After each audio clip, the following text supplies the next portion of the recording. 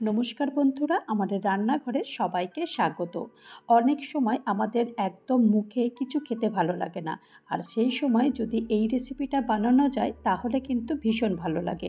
আমি তো মাঝে মাঝেই আমার যখনই একটু এই রকম খেতে মনে হয় তখন আমি উচ্ছের এই রেসিপিটা বানিয়ে ফেলি। আশা করি তোমাদেরও ভীষণ ভালো লাগবে। তো চলো দেরি না করে কিভাবে বানিয়েছি সেটা দেখে নিই। প্রথমেই আমি এখানে তিনটে মিডিয়াম সাইজের উচ্ছে নিয়েছি। অর্থাৎ এটাকে উচ্ছে বলবো না করলা বলবো সেটা তোমরা ডিসাইড করবে, কারণ এটা একটু উচ্ছের থেকে বড়, আবার করলার থেকেও আবার একটু ছোট। তো একটু মিডিয়াম সাইজের এগুলো উচ্ছেগুলো। তো উচ্ছেগুলো প্রথমে আমি তিনটে নিয়ে নিয়েছি, নিয়ে প্রথমে এই বীজগুলো এরকম ছাড়িয়ে দেবো। বীজগুলো থাকলে না একদম খেতে ভালো লাগে না, আর মুখেও পড়ে একদম ভালো লাগে না। তো সেই কারণে বীজটা প্রথমে সবার আগে এটাকে ছাড়িয়ে নেব। তো প্রত্যেকটা উচ্ছে আমি এরকম ফালা করে কেটে নিয়েছি। কেটে নেওয়ার পর তারপরে যে ভেতরের বীজগুলো থাকে সেই বীজগুলো আমি এই চাকু দিয়ে সব এরকম ছাড়িয়ে নিচ্ছি। তো দেখো বীজগুলো তো আমি মোটামুটি সবই ছাড়িয়ে নিচ্ছি। আর ছাড়িয়ে নেওয়ার পরে তারপরে কি করব সেটা চলো দেখিয়ে দিই। তো এখন সব ছাড়িয়ে নেওয়ার পরে একটা এরকম গ্রেটার নিয়েছি, আর গ্রেটার নিয়ে এই যে উচ্ছেগুলোকে আমি ছাড়িয়ে দিয়েছি সেই ছাড়ানো অবস্থাতে এটাকে গ্রেট করে নেব একদম। আর তোমরা যদি কারোর যদি চপার থাকে তাহলে চপারেও তোমরা এটাকে গ্রেট করে নিতে পারো। আমি এখানে গ্রেটার দিয়ে এটাকে গ্রেট করে নিচ্ছি।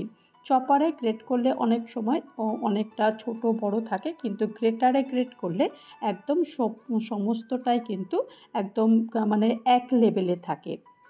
তো এখন সবই মোটামুটি গ্রেট করে নিয়েছি। গ্রেট করে নেওয়ার পরে তারপরে তোমাদেরকে দেখাচ্ছি কতটা হয়েছে। দেখো অনেকটাই উচ্ছে হয়ে গেছে। আর এই উচ্ছেটাকে একটুখানি, উচ্ছে তো ভীষণ তেতো, তো সেই কারণে একটু কম তেতো করার জন্য আমি এখানে 1 চামচ চিনি দিয়েছি। চিনি দিয়ে এটাকে ভালো করে এটাকে মেখে রেখে দেবো। মেখে রেখে তারপরে এই 10 মিনিটের জন্য এটাকে এইভাবেই রেখে দেবো, কারণ চিনি থেকেও বেশ জলটা বের হবে আর উচ্ছে থেকেও খানিকটা জল বেরোবে। তো এইরকম অবস্থায় এটাকে রেখে দেবো। আর এখন এখানে আমি একটা এরকম বড় সাইজের আলু নিয়েছি। আলুটাকেও এইরকমভাবেই গ্রেট করে নেব। গ্রেট করে তারপর এটাকে জল দিয়ে এটাকে রেখে দেবো। আর এখন দেখো আমি যে চিনি দিয়ে মাখিয়ে রেখেছিলাম অনেকটাই জল বেরিয়ে গেছে। আর এই জল থেকে উচ্ছেটা যতটা পারবো একদম চিপে চিপে এটাকে বের করে নেব। যতটা মোটামুটি পারা যায় ততটাই এই চিপে চিপে উচ্ছেটা পুরোটাই একদম নিয়ে নেব। তো এই উচ্ছেটা তো পুরো নিয়ে নিয়েছি। নিয়ে নেওয়ার পর তারপরে যে জলটা রয়েছে এই জলটা আমি এখন নিচ্ছি না। তোমরা যদি ভাবো যে এই জলটা তোমরা ইউজ করবে তাহলে তোমরা যে কোনো কাজে এটা ইউজ করে ফেলতে পারো, কারণ এটা ভীষণই উপকারী। আর এখন যে আমি আলুটা গ্রেট করে জলের মধ্যে দিয়ে দিয়েছিলাম, কারণ জলের মধ্যে না দিলে এটা না কেমন কালো কালো মতো হয়ে যাবে, তো সেই কারণে প্রথমে গ্রেট করেই আগে এটা জলের মধ্যে দিয়ে দিয়েছি। তো জলের মধ্যে দিয়ে দেওয়ার পর তারপরে এটাকে জল থেকে বেশ ভালো করে চিপে চিপে এটাকে তুলে নিয়েছি। একটা বোল নিয়ে নিয়েছি। বোল নেওয়ার পরে তারপরে এই আলুর যেগুলো গ্রেট করে রেখেছিলাম সেই আলুটা দিয়েছি, আর উচ্ছেটা যেটা গ্রেট করছি সেই উচ্ছেটাও দিয়ে দিয়েছি। সবার প্রথমে ভালো করে আগে উচ্ছে আর আলু বেশ ভালো করে আগে মিশিয়ে নিতে হবে।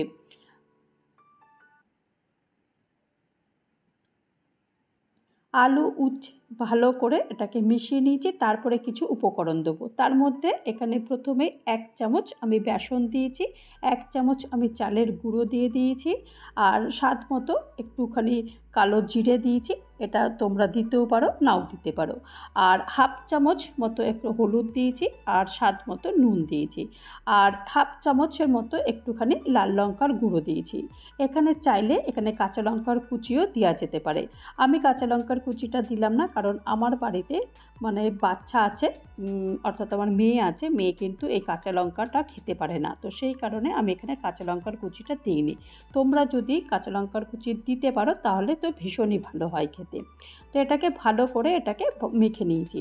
মেখে নেওয়ার পরে তারপরে এটাকে গোল গোল করে চ্যাপ্টা চ্যাপ্টা করে এরকম বড়ার আকারে বানাবো। হ্যাঁ বন্ধুরা, আমি এখানে এই উচ্ছের বড়া বানাচ্ছি। এই উচ্ছের বড়াগুলো খেতে এত সুন্দর হয় যে না বানালে না কেউ বিশ্বাসই করবে না যে উচ্ছের বড়া এত সুন্দর খেতে।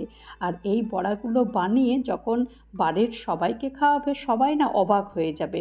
তো দেখো এগুলো সব বানিয়ে নিয়েছি। বানিয়ে নেওয়ার পর আগে থেকেই আমি কড়াইতে তেল গরম করতে দিয়ে দিয়েছি। দিয়ে দেওয়ার পরে তারপরে এই উচ্ছের বড়াগুলো এগুলো সব একটা একটা করে দিয়ে দিয়েছি। প্রথমে 4টে দিয়েছি, তারপরে বাকিগুলো দেবো। তো ভাজাটা কিভাবে হবে সেটাও একবার বলে দিই। ভাজাটা কিন্তু প্রথমে দিয়েই উল্টালে হবে না, কারণ এটাতে খুব নরম, তো সেই কারণে ভেঙে যেতে পারে। তো সেই জন্য বেশ নিচের পোর্শনটা আগে খানিকটা হয়ে যাওয়ার পর তারপরে এটাকে উল্টাতে হবে। তো উল্টানোর পর তারপরে এইরকম 2 থেকে 3 মিনিট বেশ ভালো করে একটু উল্টে পাল্টে করে এগুলোকে ভেজে নিতে হবে। আর এগুলো খেতে ভীষণই মচমচে হয়, কারণ যেহেতু এখানে চালের গুঁড়ো দেওয়া আছে, তো সেই কারণে এগুলো ভীষণই বেশ মচমচে খেতে হয়। আর বাড়িতে যখন সার্ভ করা হবে, আমি বলছি কেউ বিশ্বাসই করবে না।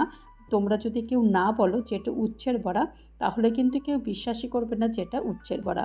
কারণ আমি নিজে আমার পরিবারে আমি যখন বানিয়ে এটাকে সার্ভ করেছিলাম, কেউ কিন্তু মানে বুঝতেই পারেনি যে এটা উচ্ছের বড়া। খেতে এতই সুন্দর হয়। তো এগুলো এবার সেকেন্ড ধাপের বড়াগুলো সব দিয়ে দিয়েছি, দিয়ে তারপরে এগুলো উল্টে পাল্টে করে দিয়ে তারপরে এগুলো সব ভেজে নিয়েছি। সব ভাজা হয়ে গেছে, একটা প্লেটে আমি এগুলোকে সার্ভ করে দিচ্ছি। আমি বলবো তোমরা একবার এরকম ট্রাই করে দেখতে পারো। আমার বিশ্বাস যারা উচ্ছে খায় না তারাও কিন্তু এই উচ্ছের বড়াটা খাবে। ভীষণই খেতে ভালো হয়, আর ডাল দিয়ে তো ভীষণই ভালো লাগে খেতে। আশা করি তোমাদের এই রেসিপিটা ভীষণ ভালো লেগেছে। তো তৈরি হয়ে গেল আমার উচ্ছের বড়া। এই উচ্ছের বড়া রেসিপি যদি তোমাদের কারোর ভালো লাগে তাহলে অবশ্যই একটা লাইক করো, কমেন্ট করো, পারলে আমার চ্যানেলটা সাবস্ক্রাইব করে আমার পাশে থেকো। আর যারা নতুন বন্ধু হয়ে আমার চ্যানেলে ভিজিট করেছো তাদেরকে অজস্র ধন্যবাদ। আর যারা এখনও পর্যন্ত চ্যানেলটা সাবস্ক্রাইব করোনি তাদেরকে অনুরোধ করব চ্যানেলটা সাবস্ক্রাইব করতে। আবারও নতুন কোনো একটা ভিডিও নিয়ে তোমাদের মাঝে চলে আসবো। ততক্ষণের জন্য তোমরা সবাই ভালো থেকো, সুস্থ থেকো, আর আমার চ্যানেলের সাথে থেকো। নমস্কার।